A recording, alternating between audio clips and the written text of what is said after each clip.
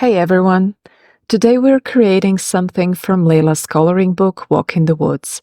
I find mushrooms incredibly captivating to color, and the illustrations in this book are perfect for exploring different color combinations, especially when focusing on a central object.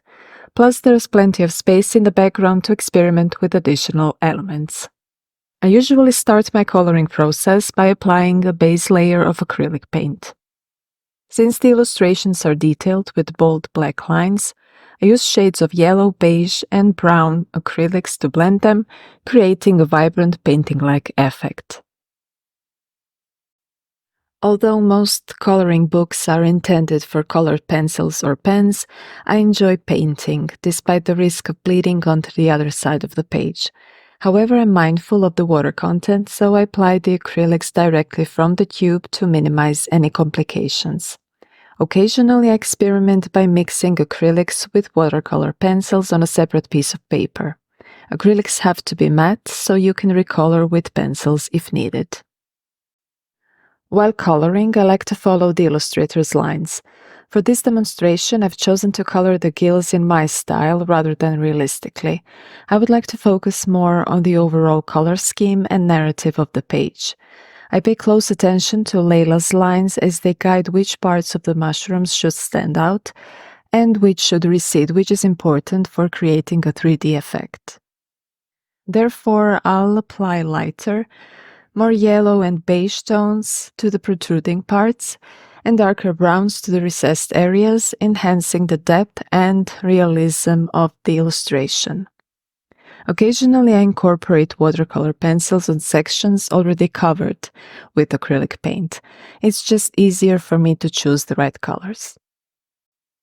I'm going to speed up the process as I really wanted to get the colors right and preserve the black lines, which serve as a great guide for a realistic mushroom. However, this is my first time coloring a mushroom like this, and there was a lot of experimenting involved, so it took some time.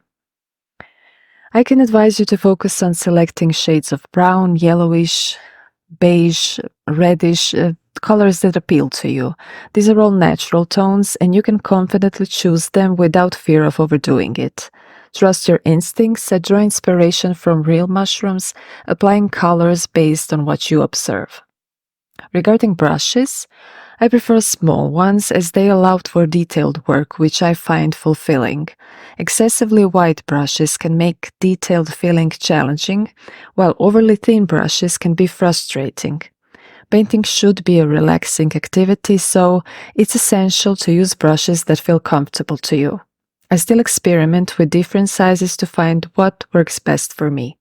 At this stage, focus less on intricate line art details and more on shaping the mushroom. Choose a brush that feels conducive to your workflow, whether it's a round or small-sized flat brush.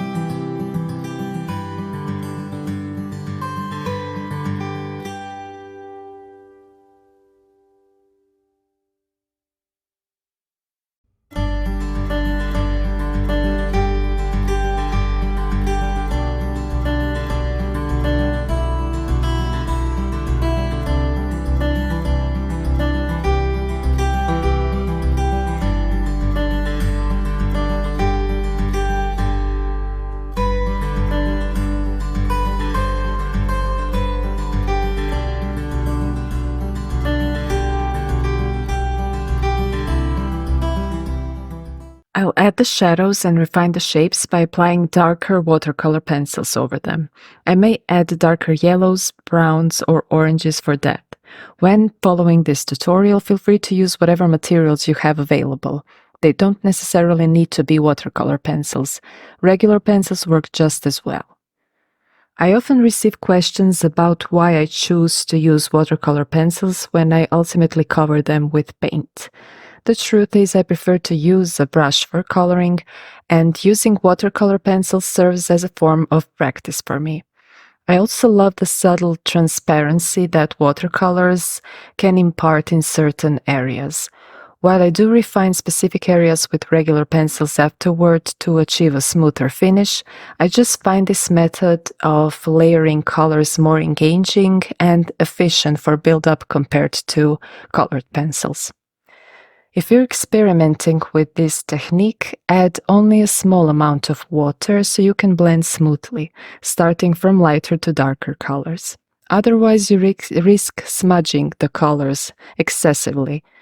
The fewer brush strokes you make, the better. This paper and acrylic base aren't ideal for watercoloring, so certain areas may require recoloring, but still strive for a smooth finish.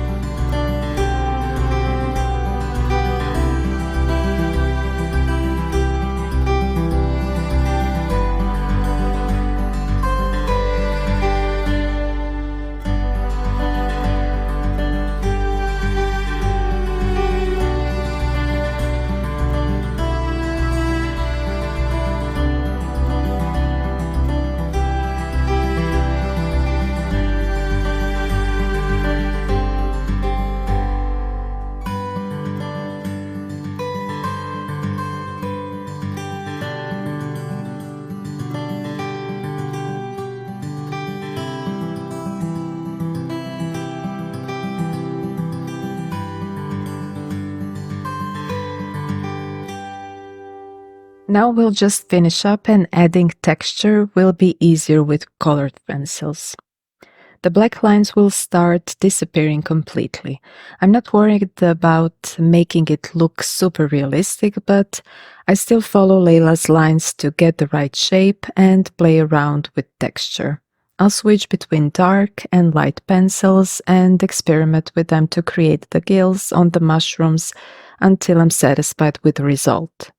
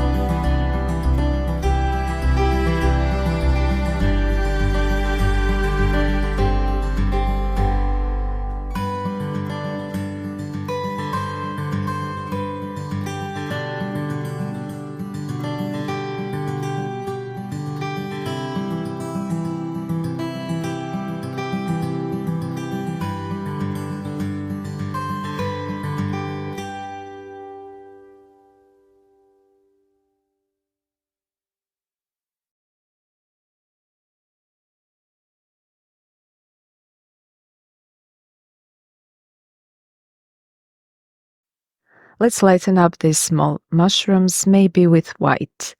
They're adorable and tiny, so they can really pop against the browns. You can simply cover the outline with a gel pen or whatever you prefer to cover black lines. However, I'll start by experimenting with beige and white acrylic paint as usual.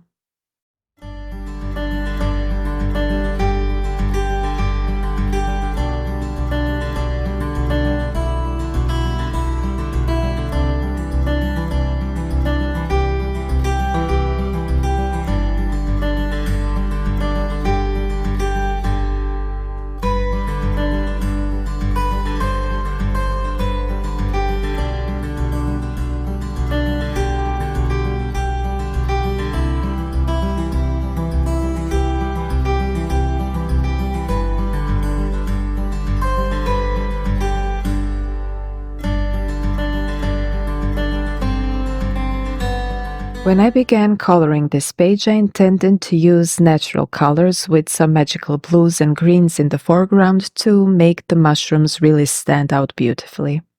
I believe it's crucial to emphasize the main focus of the page.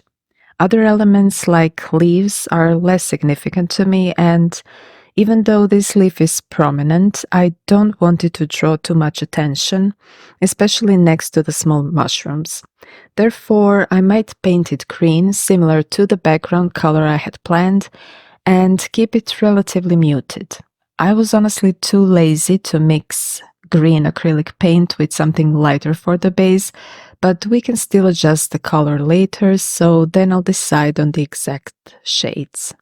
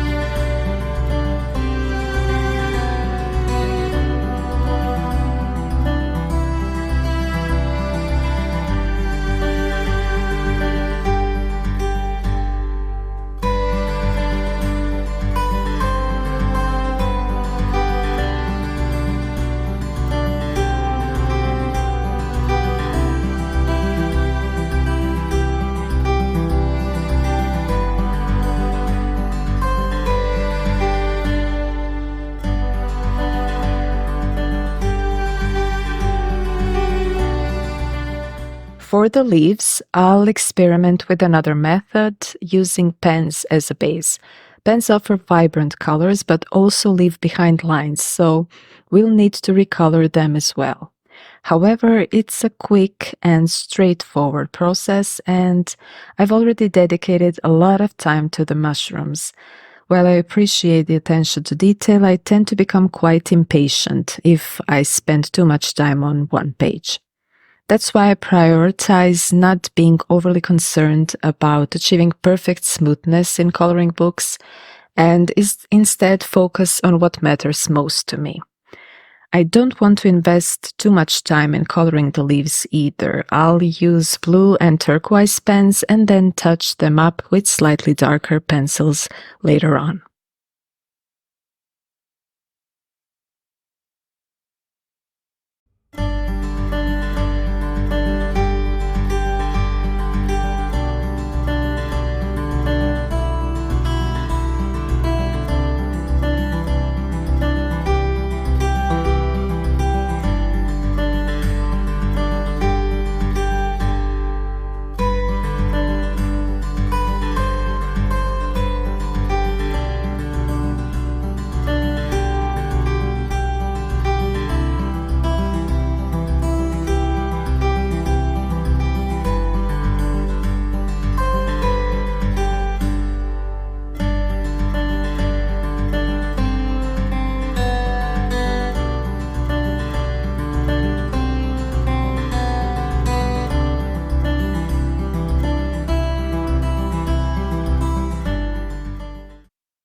This leaf didn't turn out as I had envisioned. It ended up being too dark for my liking.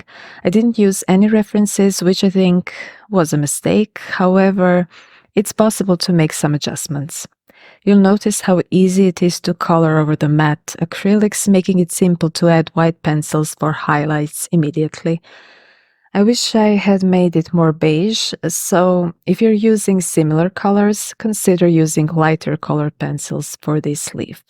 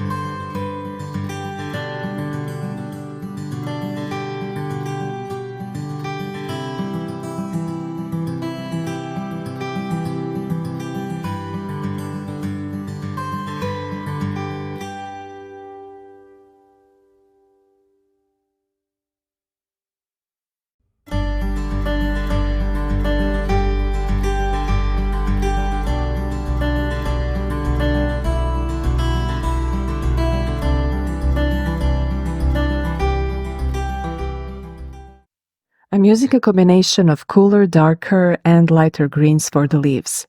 Don't overthink it, just choose 3 shades you enjoy and have fun with it.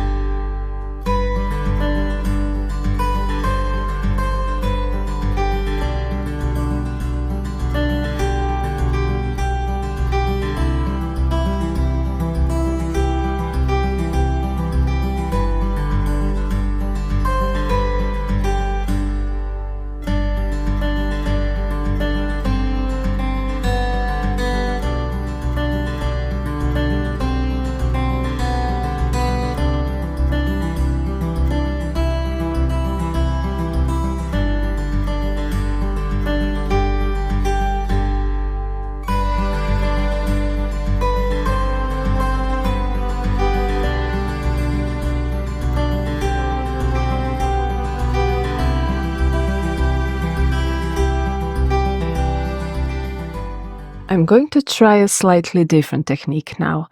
As you've noticed, I enjoy switching things up and trying new approaches. It's not just about demonstrating techniques. I genuinely like experimenting while I'm coloring. I enjoy testing out different effects and switching between mediums because it's enjoyable for me. While watercolor is my favorite, the paper doesn't allow me to use it as freely as I'd like, so I'll experiment with it on the leaves instead.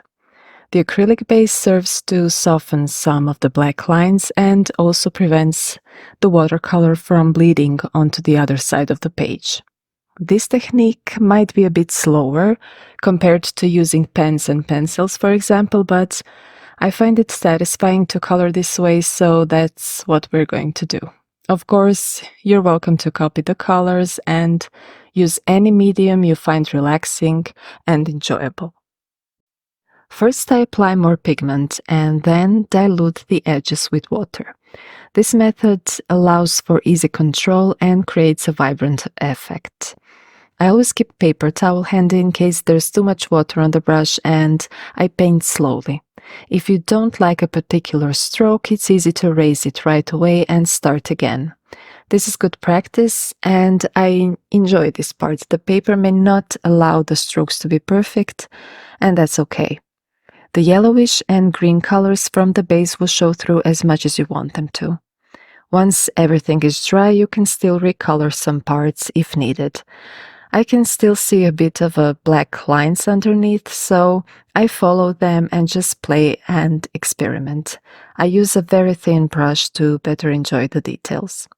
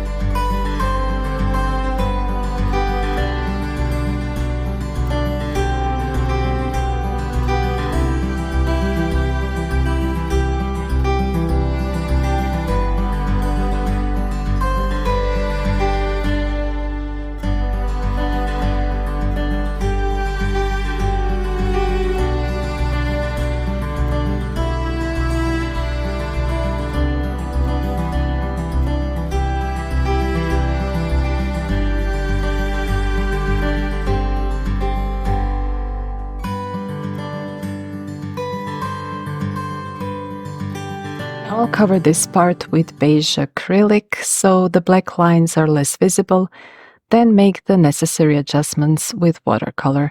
This part isn't so important. It doesn't matter if I don't cover all the black lines. Small imperfections are completely okay for me. The important thing is to have fun and not overthink it. You'll rarely notice the black lines once everything is covered with color. So just remember to do things in coloring books that bring you pleasure and relaxation.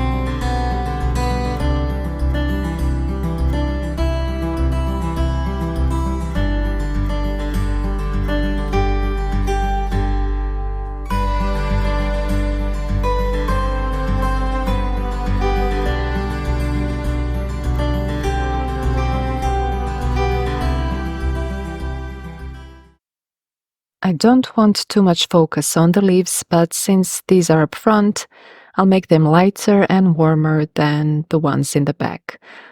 There are a lot of black lines here, so I'm starting with acrylic paint again, applying yellows and greens to get the idea of how the darker and lighter areas will look. It will be easier to color over them that way. Let's blend the colors as much as we can. The surface still needs to be smooth, so using a smaller flat brush is better than a round one.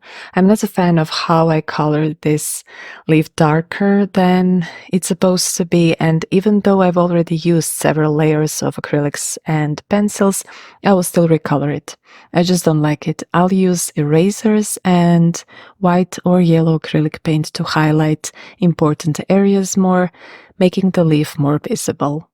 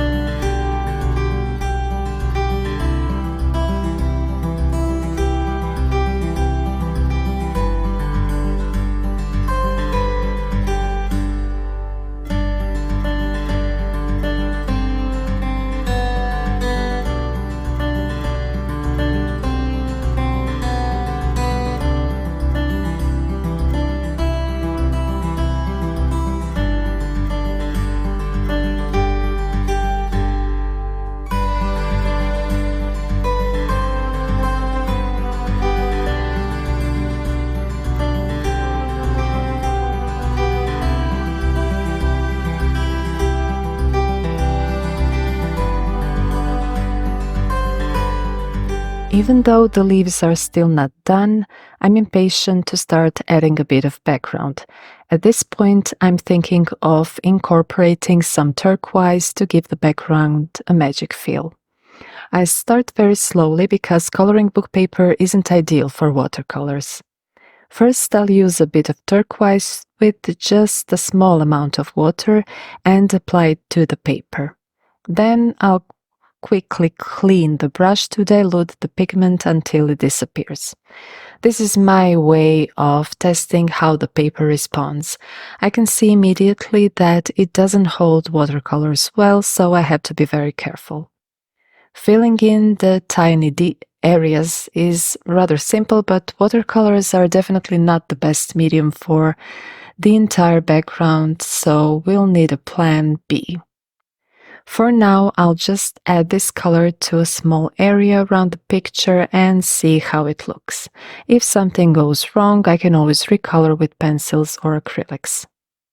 If you're not comfortable using watercolors, you can always use colored pencils instead. It might not be as fast, but it's easy and could be more enjoyable for you. If you're okay with adding water, I suggest working patiently but quickly. Avoid going over the same area for too long or twice if the color hasn't dried yet. If you need a break or want to recolor or darken something, it's better to color a small part, wait for it to dry, and then go over it again later. Since the paper isn't designed to handle water well, and because of its smoothness, you'll notice small dots appearing where I've used water. That doesn't bother me, but if it bothers you, you can wait for it to dry and then recolor it with colored pencils. This happens rarely, but with my style of coloring and using mixed media, it's never visible when the whole page is done. It's the same with the paper being a bit wrinkled in certain places. It will gradually correct itself as you color the entire page.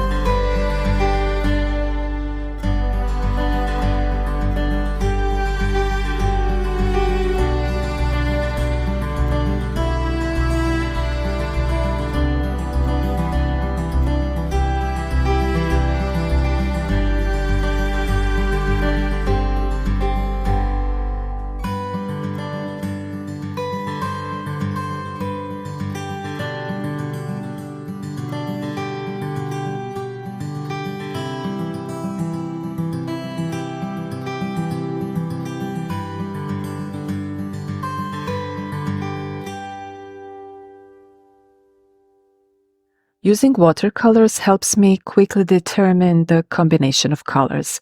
I use turquoise around the leaves for shadows as it enhances the overall composition. I plan to recolor this with pencils because the dots are now more visible and I couldn't achieve enough vibrancy with just watercolors. However, this initial layer will make it easier for me to add more details. I will use the same greens, oranges, and yellows as before, but these leaves should appear more vibrant and more yellowish than the ones in the back. The turquoise around them should highlight these areas and make them more interesting. As I already mentioned, I'm using the same colors as the leaves in the background, but with more yellows and oranges in the foreground. That's why I don't think it's necessary to specify the exact colors. I mix them all the time and like to add a bit of variety to each leaf. Even if you're following this tutorial and copying the colors, you can still experiment with each leaf as you like. My advice is to use warmer colors as they appear closer to the viewer, which is good for creating depth. I like to switch pencils often and jump from one part to another. This is just my way of coloring and combining colors. If you find this overwhelming, you can always simplify it and do it your way. You can fast forward to see how a specific part is colored and decide whether to change something or color it the same way in your style. I hope this gives you ideas for coloring it to your liking.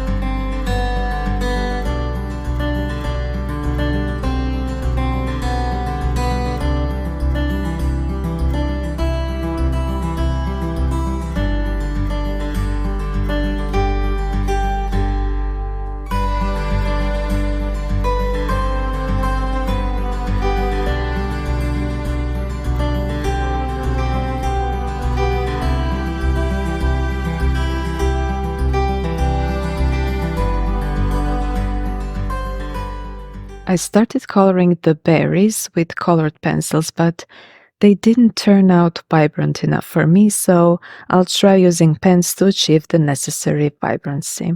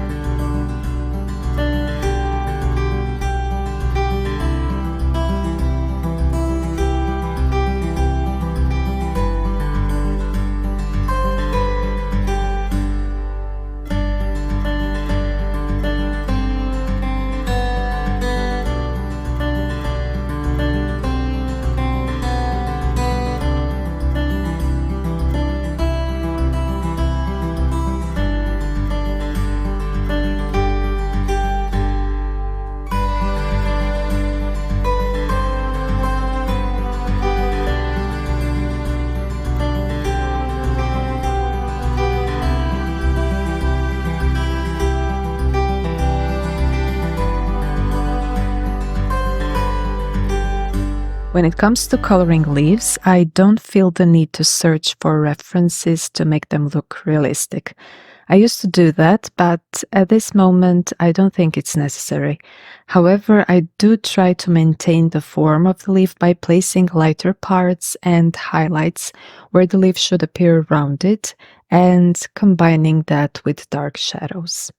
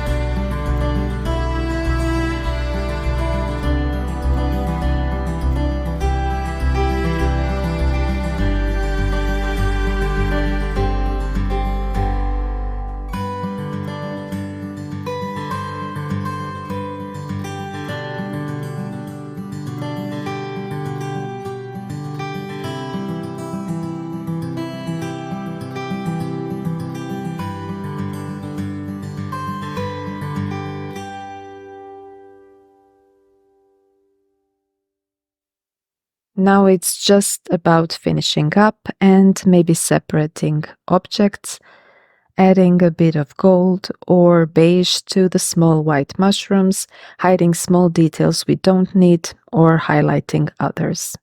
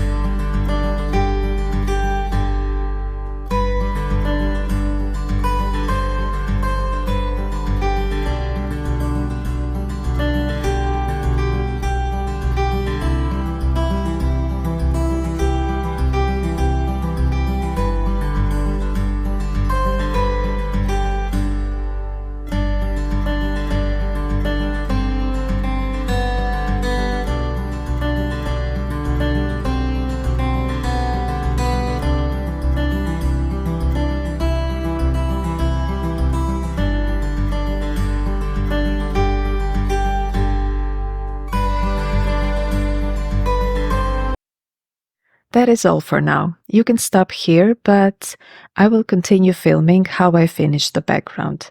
It will be in another video with a step-by-step tutorial, which you can watch in part 2. If you have any questions, please comment below and I will answer them soon. Thanks for watching and see you in part 2.